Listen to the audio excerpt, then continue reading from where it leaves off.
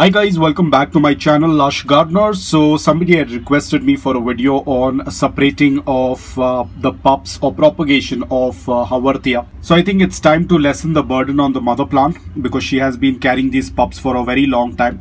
So what I'm going to do is I will take out the mother plant along with the pups, and then we will start to separate it. The African pearl, I'm just going to leave it as it is because the pups are still very small. But I will take out this particular one because the pups are of a good size and the mother plant is also having a little bit of hard time.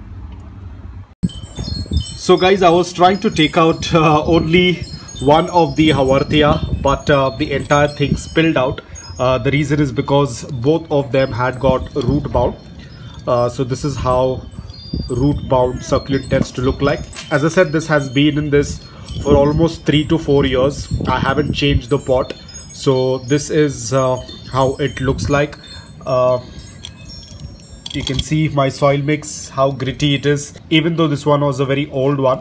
So I'm going to try and loosen. So you can see how my soil tends to fall apart, and if you remember how that cocoa peat looked like last time, and all of the soil has come off, and it is only the root system that is left behind. You can see how easily the soil tends to fall out. You can see this, how easy it is. So all of the soil has come out and this is only the root area.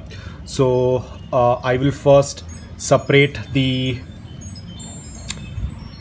African pearl and I'm going to keep it aside, and then we will check on the Haworthia zebra. So give me a minute, let me just fix all of this and get back to you. So guys, I have cleaned up the root area. So this is how the roots tend to look like.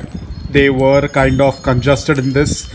I completely forgot about it. As I said, it's been almost 3 to 4 years, I think around 4 years that they were in the same pot, but now they are all free. So we will start separating the pups one by one, because they will have roots of their own because they have been with the mother plant for a very long time. So in this way I will start separating them. Luckily I am getting a good set of roots along with the pup. That's the reason why we wait for some time, so that we can get the roots along with the pup. This one is a small one, so I'm going to leave it as it is. I don't want to pull it out. And I think I might have an issue with this one because it's connected way too high, but I have to still separate it. I don't see any roots on this one, so I'll anyway separate it from the mother plant. Okay, luckily we did get one root. That is more than enough. So this is very special. And I think overall we have cleaned up all of the pups. This one you can see it's still small.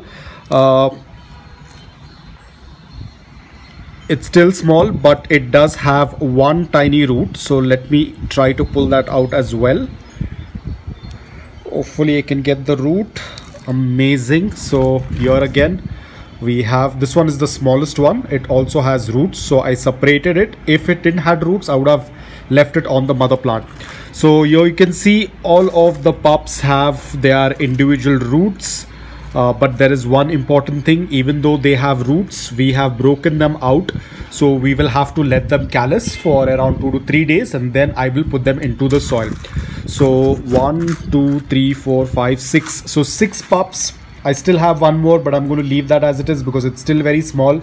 I will be putting the mother plant back into the soil. I'm going to give her another pot, the same size, not a larger one, because now we have cleaned up all of that area. I'm not going to be cutting any of the roots because a lot of roots have already broken, so I'm just going to put it back into the soil. Again, because there are cuts on this, what I'm going to do is, even this mother plant, I will let it rest for 2 to 3 days. Once the callus period is done, I will then put it back into the soil. Now I know it is going to take 2 to 3 days, but if I have to give you an example how to put the pup into the soil, all you need is basically dry soil that has to be loose, porous, well draining.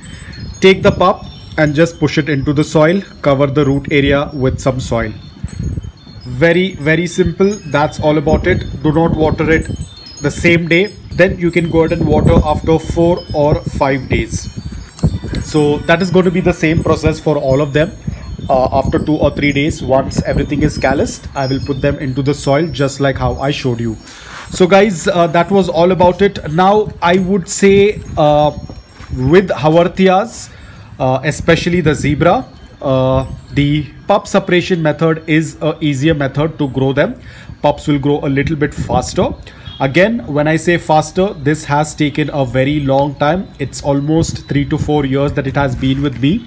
And now this is when I have seen the pups and I've separated it. So it takes a very long time.